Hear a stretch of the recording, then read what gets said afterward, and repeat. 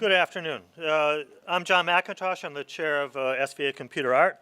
Yeah, that's right. How do you make that noise? What kind of animals are you? See, you're scaring the children already. This is the first SVA Alumni Film Festival, and SVA Computer Art's delighted to have two screenings within the larger film festival. Last night we screened Avengers and featured the alumni Joel Sevilla and Jeremy Butler, which was really a nice show. Today we have the honor of having three of our alumni join us from Blue Sky Studios, and we'll be screening Rio 2. So one of the things I want to point out is that that SVA has this kind of a theater, or this kind of theater complex, is really a testament to about the school itself and to what extent they value moving image arts, the film industry, visual effects industry, the animations industries. There's no school really that I know of anywhere that has this kind of facility or that extends this kind of support to their artists. So we're delighted to be part of this. As you can imagine, these are very difficult things to manage and to produce. And this production for both today's screening and the entire film festival was all done by Adam Natalie from the SVA Theater. And everything that's done to make these events look good and to feel good and to be professional is all completed by Adam and his staff, which are all dedicated to making us look as good as we can possibly look. So just a round of applause for all of them.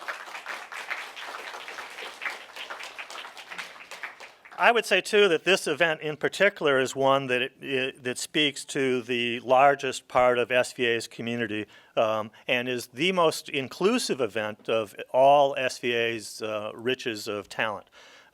There are 8 departments involved. There are graduate programs and undergraduate programs. And again, this is the first of its kind. So it's a heroic effort and one that I hope you enjoy. Today, we'll be featuring, screening Rio 2. We will also, after Rio 2, we'll be doing a question and answer with Kevin, Krzysztof, and Jonathan. And that'll be hosted or moderated by Christina Farah. So, yeah, that's right. I won't stop that applause. All right. So, within our alumni, Kevin's from the class of 2009, Krzysztof from 2011, and Jonathan from 2012. These are relatively recent graduates from this program, and ones that, as opposed to last night, which the graduates were from the very first year I was, the second year I was at SVA, they were from 1999.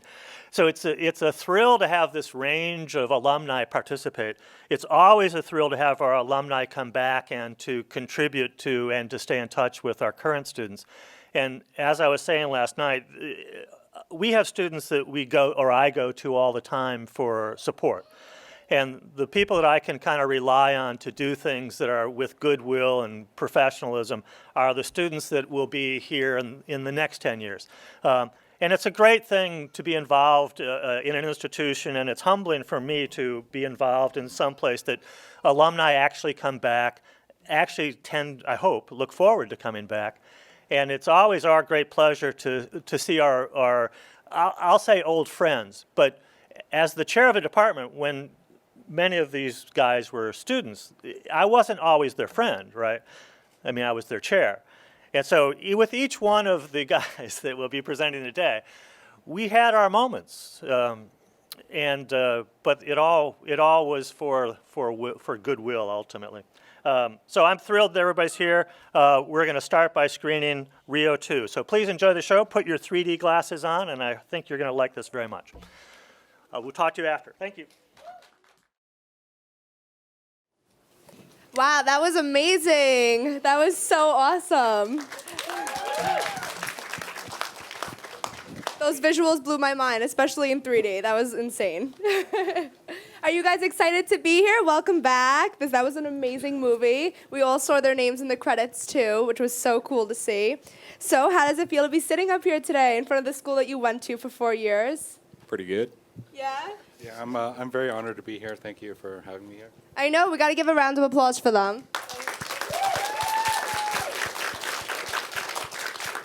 So as we all start as dreamers, and I know that we have a lot of current students in SVA as well as like the general public here, how did it feel to keep doing what you guys are doing? Now you're at Blue Sky, and when did you realize you wanted to go into 3D? And what were your backgrounds before you even came to School of Visual Arts? Are we just going to start like one by one? Yeah, or- one by one would be fine. Yeah. Is this on? Yeah, is it on? Okay. What's the question again? Sorry. Like, what were your backgrounds before you came here, and what made you realize you wanted to do 3D? Well, I actually came from a really interesting story. I wasn't originally supposed to be an artist. Like, I was kind of training as like a stereotypical Asian kid. I was supposed to be a doctor for the longest time. And I have my mom here somewhere in the studio or in the audience too. But yeah, she can understand. But like, before I was going to NYU for pre-medicine and economics, and one day I was taking a Gen Chem like 101 class, and I realized I really like hate chemistry. Not the path. Yeah. And I always liked, always really loved drawing as a kid, and I love artwork, and so it was kind of a natural step. I kind of applied to art school without telling my parents, and I had to explain later on to my mom like why I wanted to be an artist. That's amazing. And I gotta say, I think going to SVA was really like one of the best decisions of my life, Yeah, and it's a really strong program here. And that's so amazing. The rest is kind of history. Yeah. Krzysztof? I was always interested in computer graphics, and well, I was working at a deli before I applied to school, and I was really interested in learning more about computer graphics, and I saw that SVA had a program, so I took a figure drawing class in the school's pre-college program with Jimmy Calhoun in the computer art department. Aw. And after I did the figure drawing class, I decided to take all of the artwork I was making in high school and all of the figure drawings I did to apply into the program. And I lucked out and I got in, and I guess the rest is history. I guess I started pretty early on. I don't know if anybody knows the game Duke Nukem 3D. I started doing levels for it. I guess I just sort of went into doing 3D. I was, like 6 or 7, started doing like Bryce 3D, and all of a sudden just decided I'd go into actual 3D as a career. Applied and got in. So now I'm here. Oh, this is awesome, guys. So I know Kevin actually has been the longest at Blue Sky as a TD for Particles, right? It was Particles, Clothing, and then now crowd work, about 4.5 years. There were so many crowds in there. That must have been crazy to do that giant beginning scene where everyone's dancing. Luckily, I didn't need to work on that too much. That was when I was doing clothing for it, like the singing scene with Nigel and whatnot. I was working on that before I got into doing the crowd work, so I have 2 credits on the movie for this. Do you guys want to talk about your positions at Blue Sky? Because I know that you guys are modelers, so if you want to go in depth with that. Yeah, I'm a modeler, so I started at Blue Sky right out of school. I was very lucky. And yeah, it's a shout out to the great faculty here Yeah. at SVA. I was taught by Brian Hinman, who was at the time an ex-senior modeler at Blue Sky. And so he helped write a recommendation for me to help get me there. But I've been there for about 2.5 years and worked on a ton of films, I guess. First one starting with Epic, and then this was my second one, Rhea 2. And yeah, I'm a modeler, so I guess I do a lot of Maya and ZBrush, and it's awesome. I love it. That must be fun to be there every single day. Someone told me before that you guys have a crazy ping pong tournaments every day. Tell us about daily life at Blue Sky. I used to play a lot of ping pong. But yeah, it's very relaxed. It's a fun environment for sure, and I really always love going to work every day. That's awesome. And now that you guys are at like a feature film studio, I know that before this, you guys had other positions at other places. You worked on games, and I know Krzysztof was at Disney. Yeah. Do you want to talk about that? Yeah. After school, I did a little stint in London working on Dark Knight at Double Negative, and then after about I think 2.5 months of working there, I got a call from Disney, and they offered me a position in one of their talent development training programs, and I went. So I went to Disney to work there as a modeler, and I got to work on Wreck-It Ralph and a few of the Disney theme park rides and the Mickey short that aired in front of Frozen. And then from there, I decided I want to come back to the East Coast, so I sent in an application to Blue Sky. And yeah, that's pretty much how it That's went. amazing. I know Blue Sky is actually the only feature film animation studio on the East Coast, right? And it's in Connecticut. Right. That's awesome. Do you like being back here on the East Coast? Oh, yeah, definitely. It's Yeah. great. We got cold winters and everything that's great in the world. Well, I think last week in Burbank, in the middle of the week last week, it was about 112 degrees in Burbank. Oh, Yeah, it's okay. like record heat right now. So I'm glad to be back here. We would do without the heat. That'd be really great. So now, if you guys could go back to your past selves and starting out in the industry, and to the people sitting in the audience, what advice would you give them for aspiring artists and current students? Don't let people get you down, I guess. I love that one. That one's amazing. I love that one. That's my favorite one. You've probably heard it before. People say that, but it's true. You won't have everybody on your side when you actually get into the industry. Every time you make something, not everybody's going to like it. So if you feel like every single person will get to you, if they say something bad, then, you can't let it get to you. You just got to get past that. Yeah, you guys stay strong because you guys are artists and you're amazing. Don't let anybody tell you otherwise. I mean, I agree with Kevin. I think the most important thing is to kind of find that inner voice inside of yourself that kind of keeps pushing you to create new content and make more art.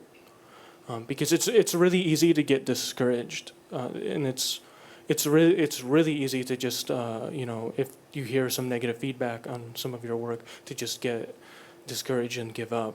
But you just have to really push beyond that and really trust yourself that you're going to succeed in the end. Yeah, I agree. I think it's very important to stay passionate about and love what you do, really. And there's one piece of advice I always give to all the students that I meet. I think SVA has a particularly good program because all of the professors here are adjunct professors, so they're working professionals in the industry. And so one of the important things I think I learned at school is that networking is very important. And so those professors that are industry professionals, they're usually like the first people who connect you to the industry, who will get you your first job or your first internship. And at the same time, you should be also very nice to your peers and network amongst your peers, because those are also going to be your coworkers in the future, as you can see in the future. And yeah, my advice also to the undergraduates, when I was a freshman, I was helping the seniors in the senior labs all the time. And I would really encourage that because even though when I was a freshman in SVA, I didn't have any technical skills whatsoever, but I had a lot of enthusiasm.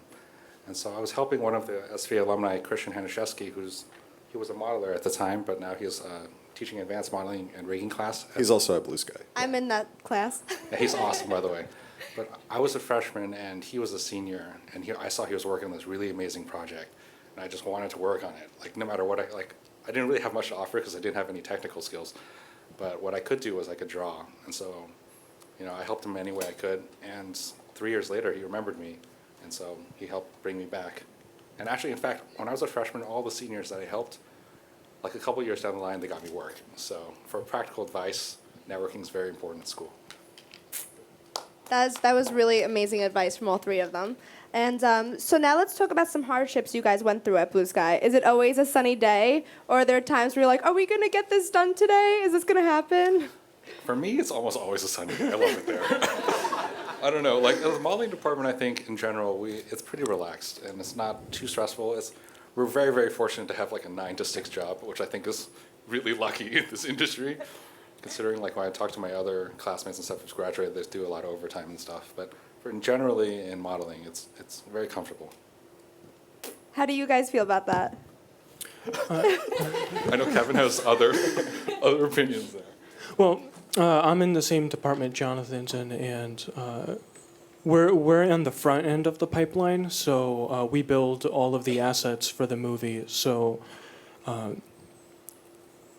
our team size isn't that big, but we have a lot of work to do. We basically have to model the entire movie, I think, for sets, in about 6 to 8 months, and that's not a lot of time.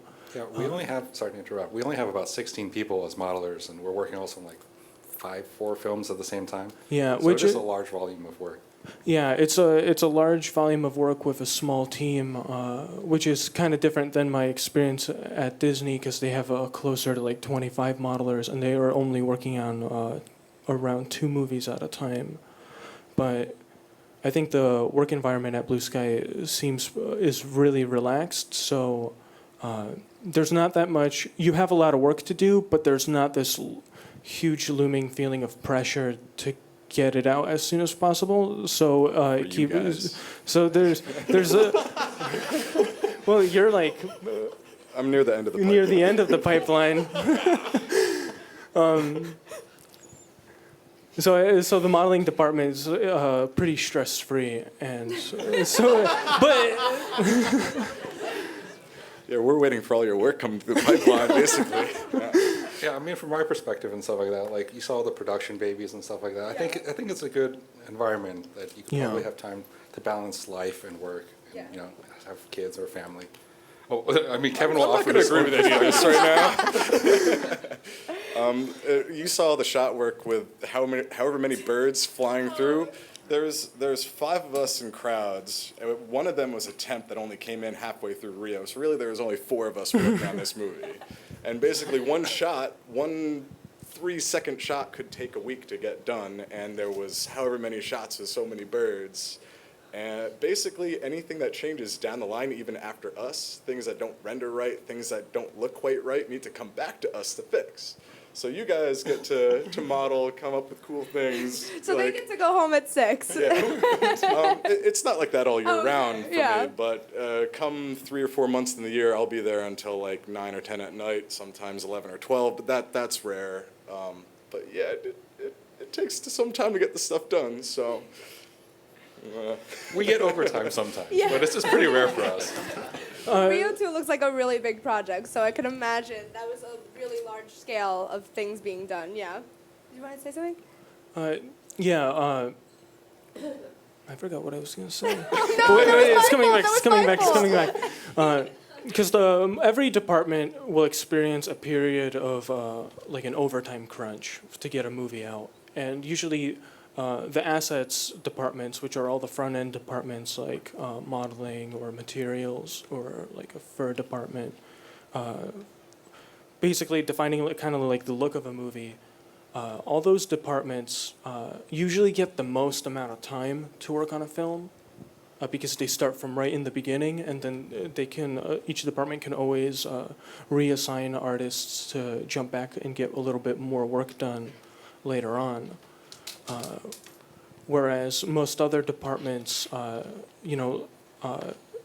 animation can't get started on animating any shots until the rigs are complete, all the character models are finalized, and even maybe layout work is done.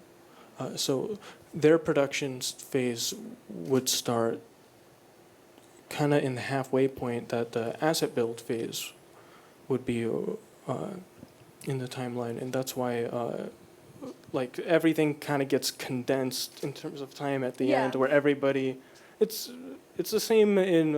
Everyone has yeah. different crunch times, so that's what it sounds like. All right, so then you're not versing him in ping pong when you're doing crowd sims.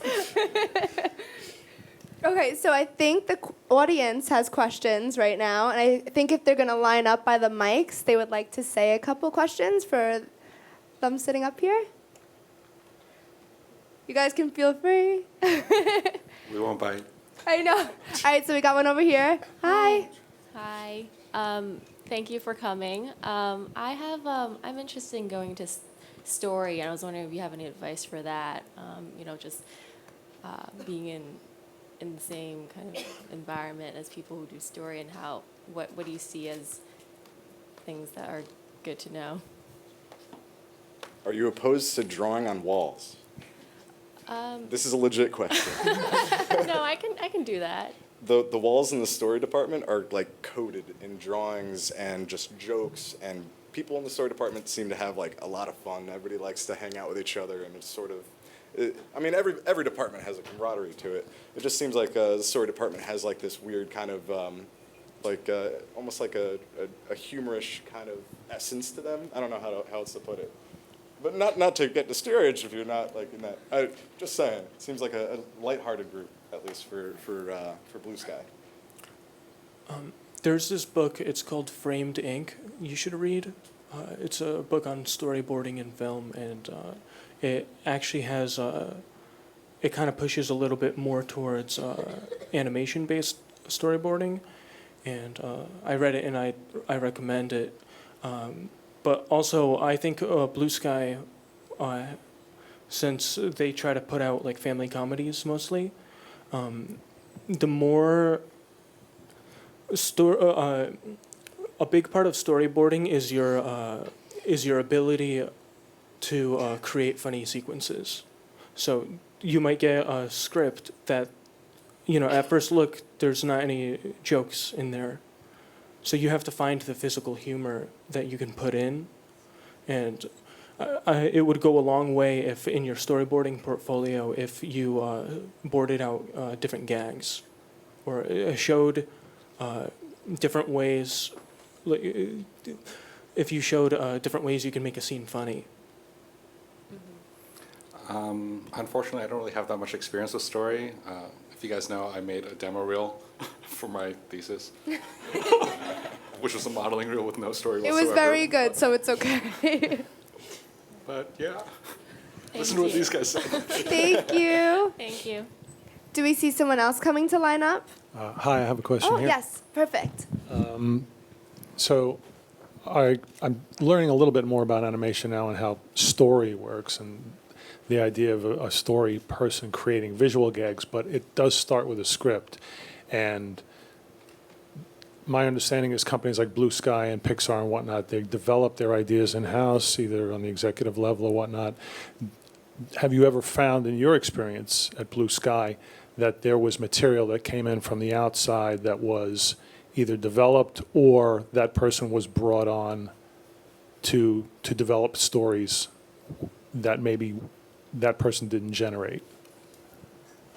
I'm not sure if when did that cannonball? What was the gag with? Not the gag.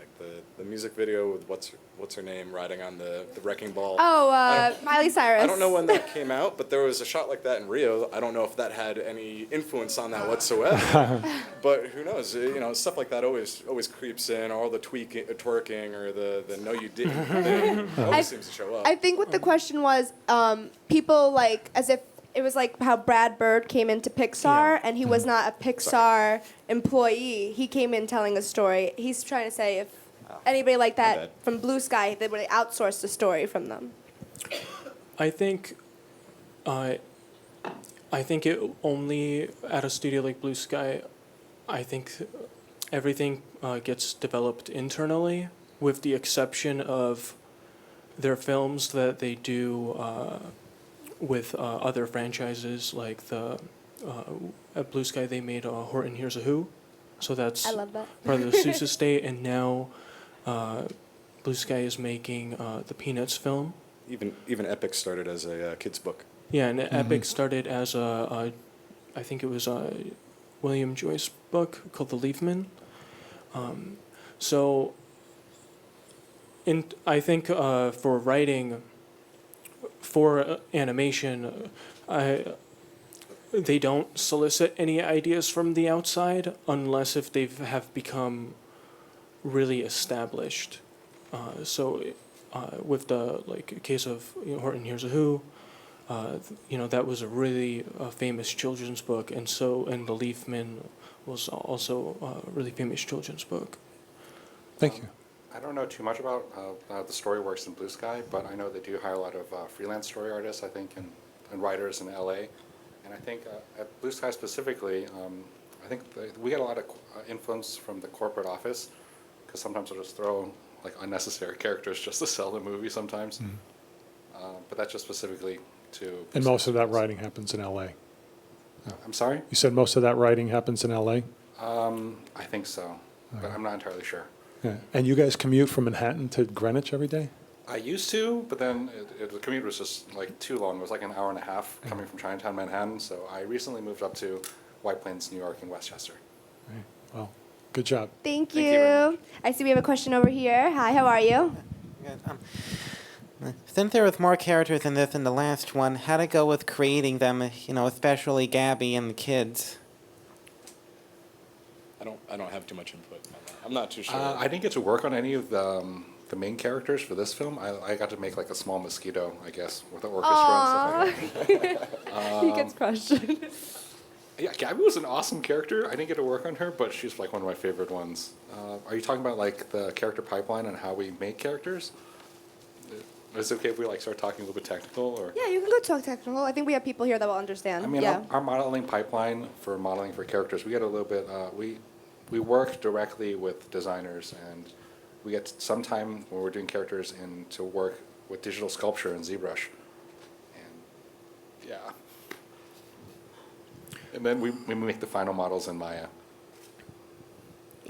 As a department for Rio 2, I think the workload we had for characters, I think it looks on the screen like there's like a ton of characters to be made, but when you break it down into the actual assets that were made, I think there's only between maybe 35 and 40 characters, and only about 10 of those are like the lead characters. So it's in terms of I guess bringing the characters through the pipeline, or which characters get the most I guess time in the production to build. All of the lead characters, most of them were already built for Rio 1, so they were just ported over to the second film, and so there wasn't that much. It didn't take up that much production time with like a team of 16 people working on the characters. Did that help? Okay, awesome. Thank you.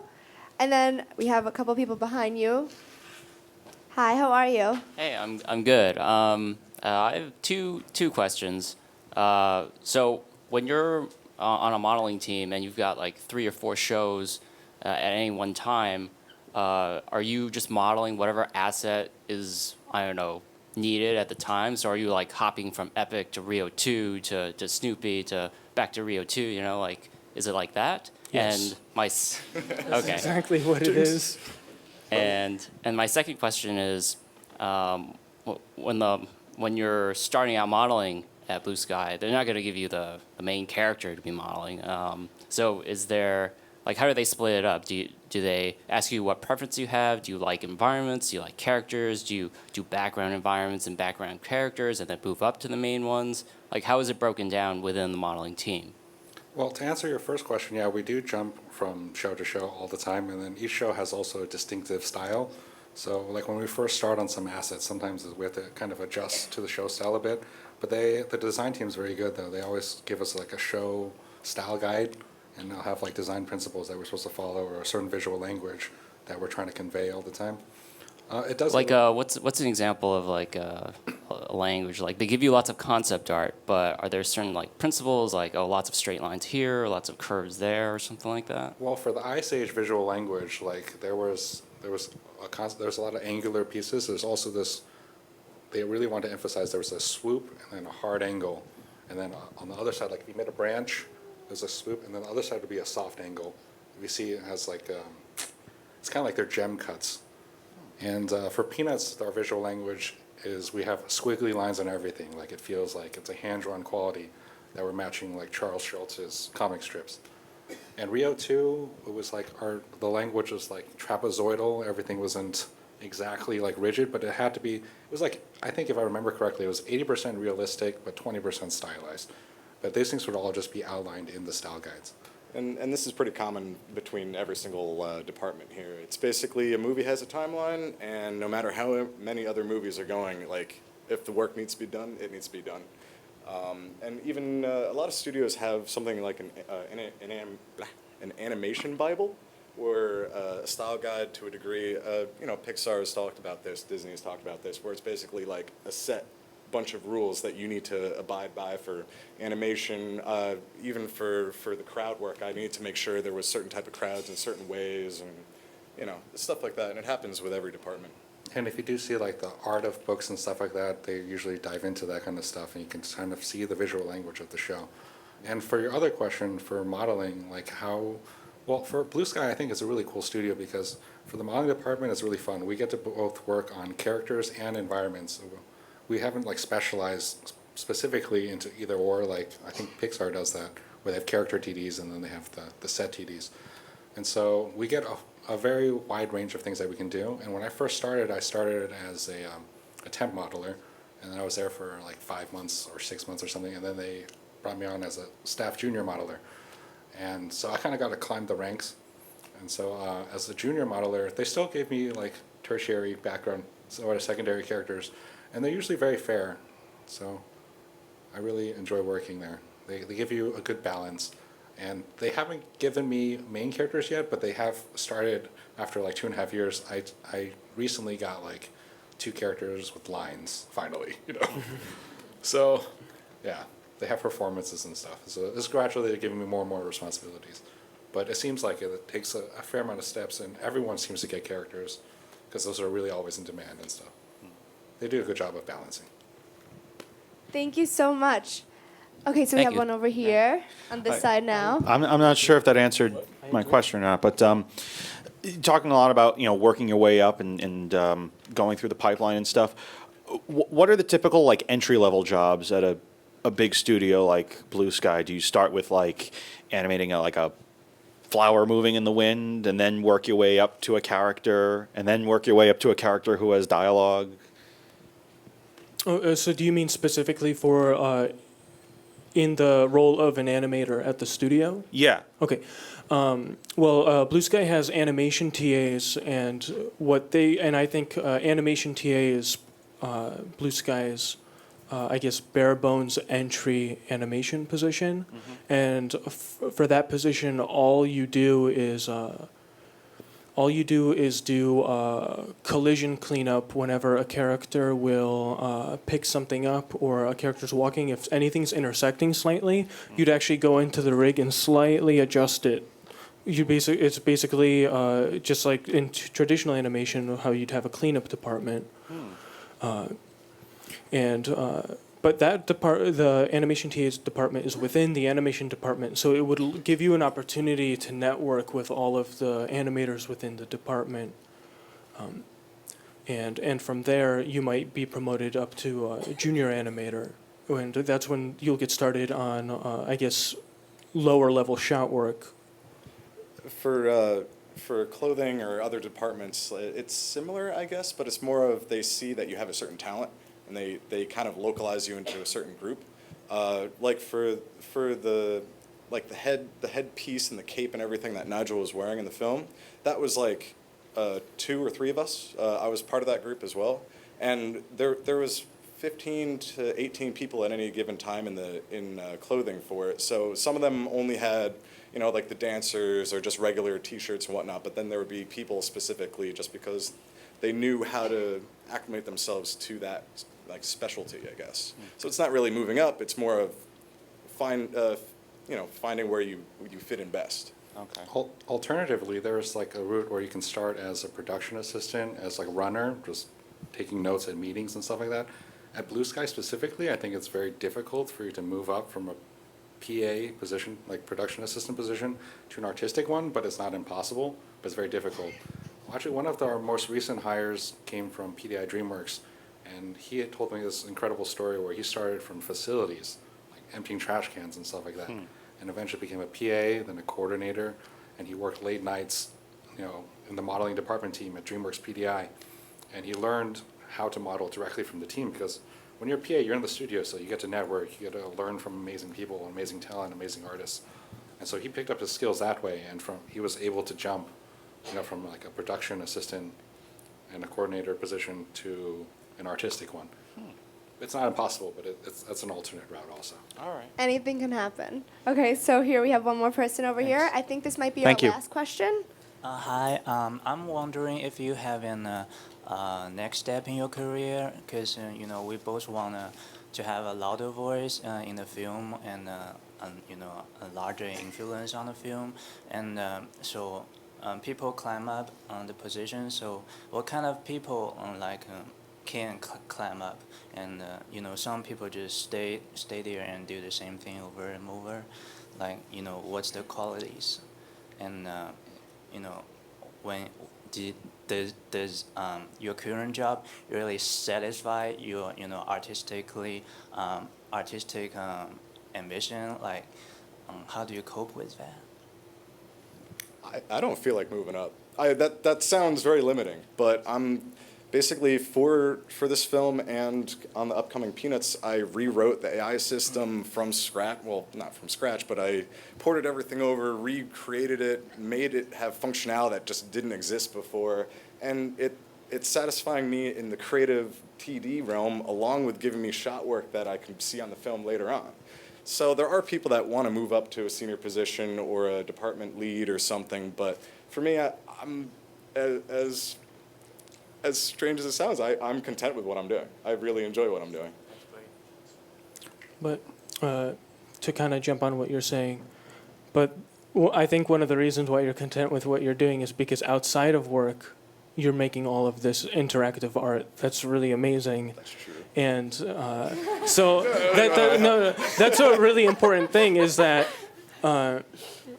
it's part of the work-life balance that even if you absolutely love your job and you're an artist, you should always find time to create your own personal art outside. And I think most people at Blue Sky do that. So you're always getting that fulfillment that you're not artistically locking yourself into doing one thing because it's kind of like for your job you're doing this artistic.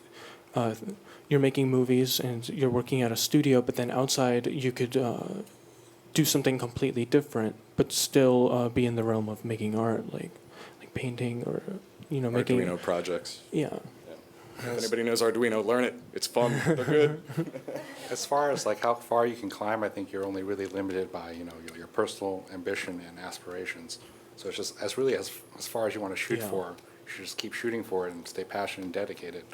I think on the more technical side, I think any of the effects departments or cloth or character TD setup departments, I think industry-wise the if you put in a really big career, you could end up being a CG supervisor, and then on the more design end or the modeling end, potentially you could end up one day becoming an art director somewhere. But I think the biggest part is, just like Jonathan said, is to just keep making stuff. And as in terms of getting fulfillment from your work and stuff like that, I think it's important to really love what you do. Because if you love what you do, then you'll be happy. And I can understand the conundrum between making production art for someone else versus making your own personal art. Like when I first started at Blue Sky, I was starting as a junior, so I just made 1,000 rocks and 1,000 trees. And it can get boring after a while. It's like, oh my God, it's really exciting. I'm working on a movie. But then rock number 2,000, you're just like, oh my gosh. And then, yes, you have to seek other, creative avenues and stuff like that. So I do a lot of sculpture work actually at home, and I post on my blog and stuff like that. So, Thank you. Yeah. And we have one more over here. Hi, how are you? Hello, how are you? My name is Giovanni. This is my little daughter, Jazzy. Say hi, Jazzy. Hi. Hey, Jazzy. Yeah, my daughter, she loves to draw. She draws on everything. And, I would like to ask, what kind of advice could you give to her? She's only 6, she's just starting, but, No, I never wanna- too young. Don't ever stop drawing. Even now, I feel like that as a student, I feel even though I'm in 3D and I work a lot on programs, the people who draw definitely have such an artistic sense, and it lets you step away from what you're doing every day because you're in your own world. But that's my own advice. I mean, if she loves drawing it, I would say just keep drawing. We all started from the same place. I was drawing with chalk on the sidewalk like all day kind of thing. And just stay passionate. And if she loves like drawing and she wants to continue drawing, you should encourage it, I think. Thanks. I completely agree. Draw stuff that makes you happy. Like, just don't think about when you're making stuff for yourself. Don't think about it as what should I be doing. Just when it comes to making your own art, just draw whatever you want. Yeah, there are no rules. Yeah. And any creative outlet works. It doesn't need to be drawing. I mean, modeling like you do on the side, or I don't know, making weird paper sculptures or chainmail or something. You know, it's fun. It's creative. See, people get paid at Blue Sky to draw on walls. So, so see, it does work out. All right, thank you. Thank you. And I Keep love drawing. the movie. You guys keep doing what you're doing. Thank you. Thank you. Thank you, guys. So I guess that wraps up the Q&A. Thank you guys for coming so much. That was such an amazing experience to get to talk to you and learn more. So can we give them a round of applause?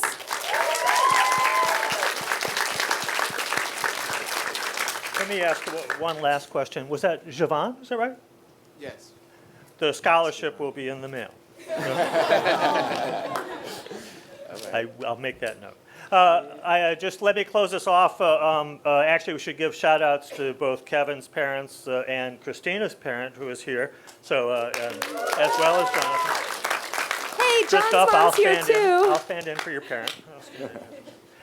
For me, you can imagine, as only the parents here could really imagine, because you've known these guys longer than I have, you guys are amazing. I mean, seriously, that was one of the most intelligent conversations about being at Blue Sky or being in this art field that I've heard in years. So thank you very much. It was amazing. You know, to do things with Blue Sky and big studios, you have to get permission from everybody to get these guys to be able to get anybody to show up. And it's appropriate, but I can tell you that Blue Sky would be beyond proud of what you did today, and it was really excellent. So I'm in awe of you. In fact, so much so I'll never be able to tease you again. I'm going to have to call you sir. And so the roles have shifted completely as of today. And Christina, virtually TV quality personality. Oh, I thank you. So thank you very much for everybody for coming. Thanks for all the questions, and I hope you enjoy the rest of the weekend. So thank you so much. Have a fun Thank you, everyone. weekend. Thanks for having us.